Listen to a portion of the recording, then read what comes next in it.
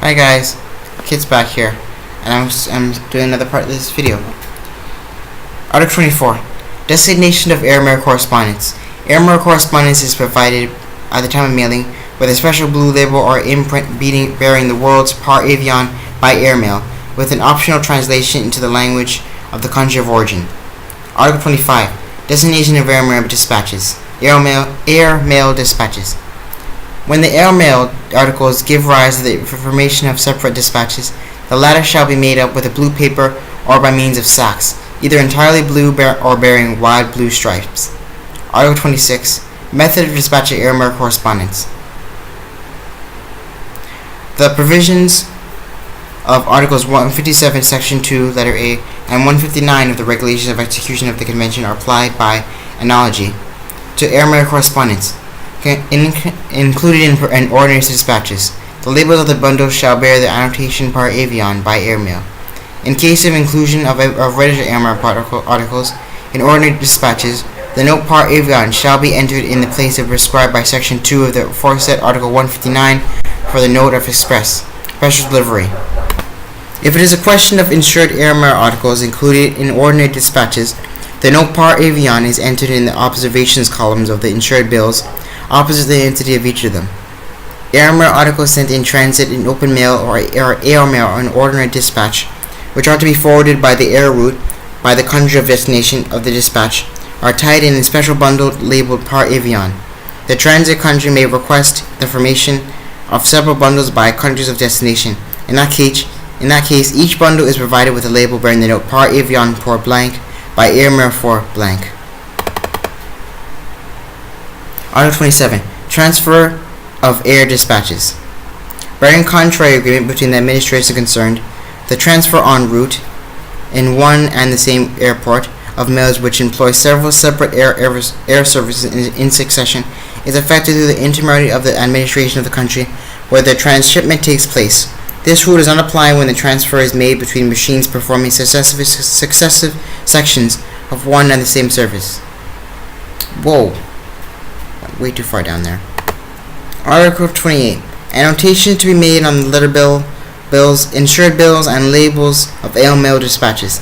The letter bills and insured bills accompanying the airmail dispatches shall be provided in their headings, with the par avion label on the imprint mentioned in Article 24. The same label or imprint is affixed to the labels of the addresses of such dispatches. Article 29. Customs clearance of correspondence liable to duty. The administrations take steps to accelerate as far as possible the clearance of airmail correspondence liable to the customs duty. Article 30. Application of the provisions and the convention and agreements. The provisions of the convention and agreements, as well as their regulations, with the exception of the parcel post agreement and its regulations, are applicable in everything which is not expressly regulated by the foregoing articles. Article 31. Effective date and duration of the provisions adopted. The present provisions will be put into force from the effective date of the convention. They will have the same duration as that convention, unless they are renewed by mutual agreement among the parties concerned. Done at Buenos Aires, May 23, 1979. And they have another list here of people.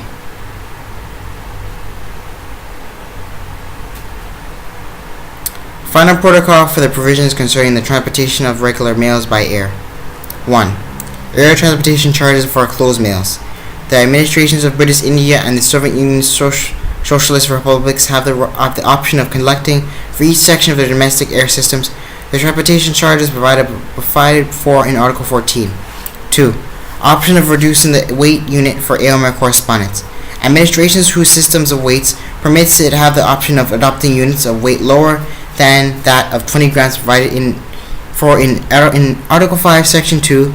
In that case, the surcharge is fixed in accordance with the scale of the weight adopted. 3. Exceptional surcharges in favor of certain European countries. Administrations of Europe which, due to the geographic situation of their countries, find it difficult to adopt a uniform surcharge for all of Europe, are authorized to collect surcharges in proportion to the distances, in accordance with the provisions of Article 5, Section 2. That option is also granted to other European countries and their relations with the countries mentioned in the preceding paragraph. Done at Buenos Aires, May 23, 1939. And you have another list of people here. Oh, wait. In interpretations, Convention Article 11. When it relates to a question of little importance, particularly to responsibility deriving from the application of convention and the regulations thereof, the interested parties may designate the Director of International Bureau as a sole arbiter, or a country's signatory to the convention named by common consent. Convention Article 26. With the exceptions provided in Article 46, articles of correspondence in transit, either in open mail or enclosed dispatches, shall not be subject to any inspection nor be seized. The justification of this principle arises from Article 26 of the Convention and Article 113, Section 1 of its regulations, according to which liberty of transit is guaranteed over the entire territory of the Union, and its transitive countries are bound to dispatch by the most rapid means of the closed dispatches of correspondence and the articles in open mail, which are turned over to them by other administration. Convention Article 34, Section 3, third paragraph. It is understood that, for these reductions, the consent of the administrations of the destination is also necessary, the same as provided in the second paragraph. Convention Article 34, Section 4. Watches may be accepted in small packets, provided they are not composed of gold, silver, or other precious metals. There may also be accepted in dispatches of fountain pens and in general similar articles, provided they are not composed of gold, silver, or other precious metals. Convention Article 34, Section 6. Receipt forms, paid or unpaid, bearing a handwritten text, may be considered as commercial papers. For those entirely in print, they shall enjoy the print rate. Receipt forms, although not paid, cannot be as limited to values payable to the bearer, such as railway or tramway ticket, etc. Convention Article 34, Section 7. As a gift always has a stable value, can it not be principal be accepted at the rate for samples. Convention Article 35. In the interest of good postal service, short paid articles should be dispatched in instances where the sender is unknown, the deficiency in postage is being evidently due to error on his part. Convention Article 43, Section 1. As long as an article has not been delivered to the addressee, the sender may, after mailing upon payment of the charge fixed for a single rate registered letter, request that the article be delivered free of duty. When the sender desires that such request be transmitted by airmail, he shall pay in addition to the charge above mentioned. The air surcharge applicable to the single rate airmail letter addressed to the country of destination of the article. Convention Article 45, Section 5. When the addressee requests an attempt at delivery by a special messenger, administration may collect on his account the fee applicable in the domestic services for each such delivery. Convention Article 45, Section 5.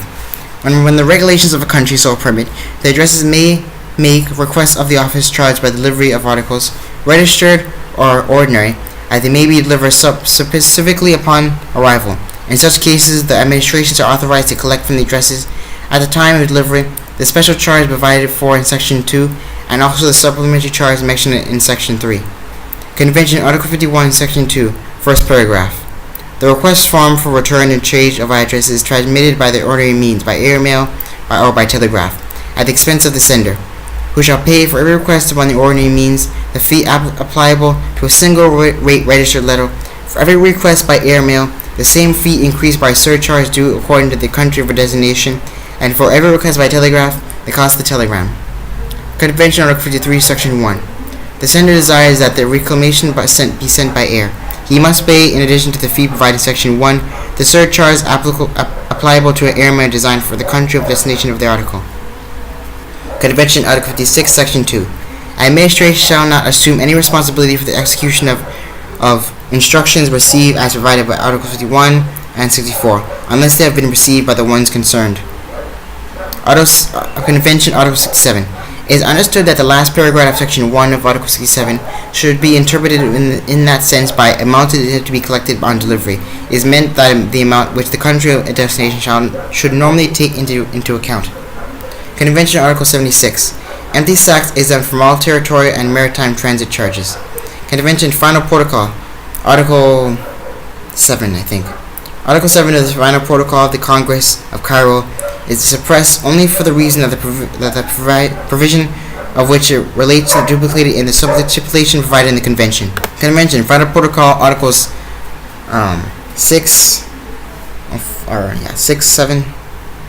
I'm not sure. The statistics are applicable to the sacks dispatched from the Office of Origin during the statistical period, in the sense that special warehousing and transshipment charges are determined according to the transit charges. Convention Airmail Article 3, Section 4. Whenever the issue of the route indicated by the dispatching administration would result in delay, the intermediate administration has the option of utilizing some other means, or on condition that no expense that will dissolve upon the country of origin on account that a charge is in routing. The administration of origin should, however, be informed of that fact. Convention Airmail Article 3, Section 5. When the damage to the airmail or the loss of documents of the dispatch has been caused by accident along the route, the office which notes the circumstance is bound to prepare duplicate documents and forward them to the administration of origin and destination, accompanied by a bulletin of verification showing the number of articles recovered, the weights thereof, and the numbers of the registered articles, if any. Convention Airmail Article 3, Section 6. The copy of the bulletin of verification mentioned in Section 6 of Article 3 should be transmitted in the first of air service available, if that service assures the most rapid transmission against such ordinary means. Convention Airmail Article 16. The International Bureau is charged with requesting at the proper time, by means of appropriate list, from European administrations having airports information regarding at that time airplanes should arrive at the airports, in order that delivery may be effected the same day. The said Bureau shall publish this information in the form of the list, which shall be distributed for the administrations concerned, simultaneously with the list A51 for the summer service. And that is the last page. Thank you so much for you guys for spending time with me. Like, subscribe, and join my Discord. You guys can hang out with me there. I'll see you guys in the next video, and yeah, thank you so much for watching. I'll see you guys next time. Have a great day. Bye.